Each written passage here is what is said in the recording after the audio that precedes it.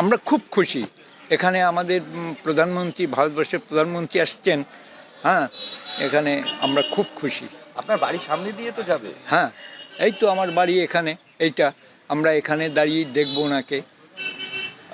কি আশাবাদী, মানে রাজ্যের জন্য মানে কি চাইছেন মুখ্যমন্ত্রী এই প্রধানমন্ত্রীর কাছে? প্রধানমন্ত্রীর থেকে আমরা চাই বর্তমান যে শাসন ব্যবস্থা আছে, শাসন ব্যবস্থাটার পরিবর্তন হবে।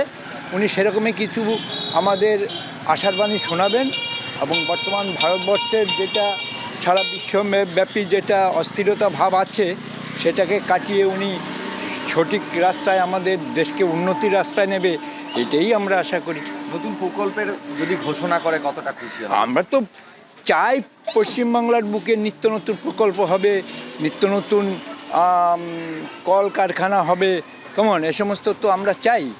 রাত বলেই তো প্রধানমন্ত্রী আসছে, সেই জায়গায় দাঁড়িয়ে নিরাপত্তা কতটা রয়েছে? এখানে নিরাপত্তা খুব ভালো ব্যবস্থা, নিরাপত্তার ব্যবস্থাটা খুব ভালো, একদম 100% নিশ্চিদ্র নিরাপত্তা এখানে। আমরা একদম এখানকার মানুষ মুখিয়ে রয়েছে যে কালকে প্রধানমন্ত্রীকে দেখব এবং যত কাছে থেকে দেখা যায় সকাল সকাল আসব।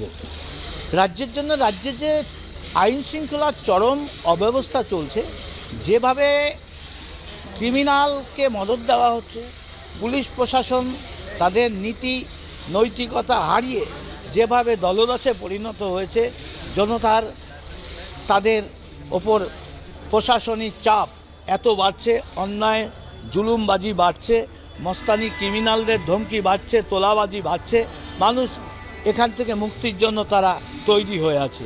বিজেপির রাজনীতি সমন্বয়ের রাজনীতি, বিদ্বেষের রাজনীতি নয়। আমরা যুক্তরাষ্ট্রীয় কাঠামোর মধ্যে বিশ্বাস করি, এই ব্যবস্থার উপর আমাদের আস্থা আছে এবং দেশের প্রধানমন্ত্রী সর্বতোভাবে প্রত্যেকটি রাজ্যকে তার আর্থসামাজিক উন্নয়নের গতিপথ যাতে ত্বরান্বিত হয় তার চেষ্টা চালিয়ে যান।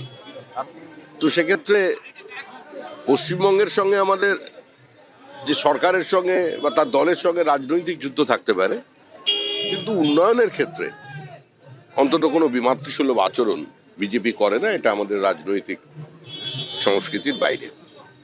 আপনি বিভিন্ন জায়গায় দুটো প্রশ্ন বলে আপনাদের মিটিং ঘটাতে সহযোগিতা করবে না আগে জ্যাম করে রাস্তা আটকে দেবে?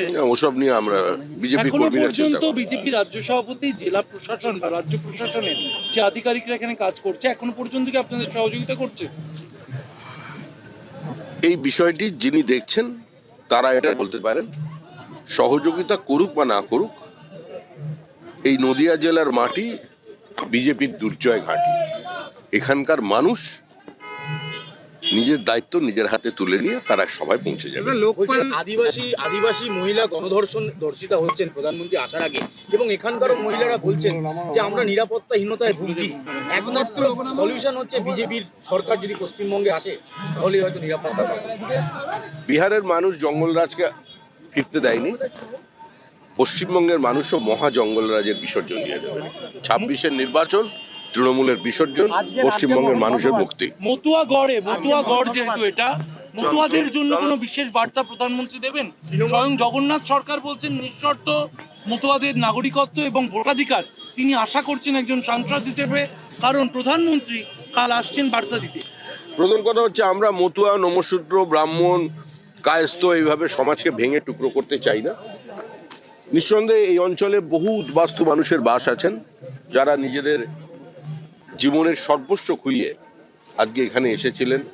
এই মাটি তাদের আশ্রয় দিয়েছে, এই মাটির ওপর তাদের যে অধিকার, যারা এখানকার ভূমিপুত্র তাদেরও সমান অধিকার। সুতরাং যতক্ষণ বিজেপি আছে ততক্ষণ ওপার বাংলা থেকে আগত হিন্দু উদ্বাস্তুরা সুরক্ষিত আছেন। কোনো হিন্দু উদ্বাস্তুর নাম ভোটার লিস্টের বাইরে থাকবে না।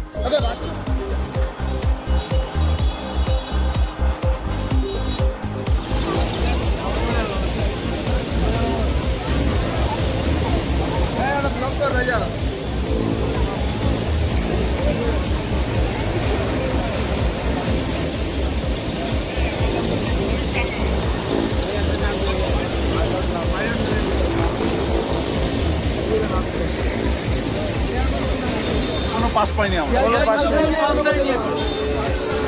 জেলা প্রশাসন এখনো কোনো কাজ দেয়নি। আমাদের এখন রানাঘাট যেতে হবে। আজকে তোমরা সারা রাত ধর্নায় বসে যাও। এটা মমতা হলে দুদিন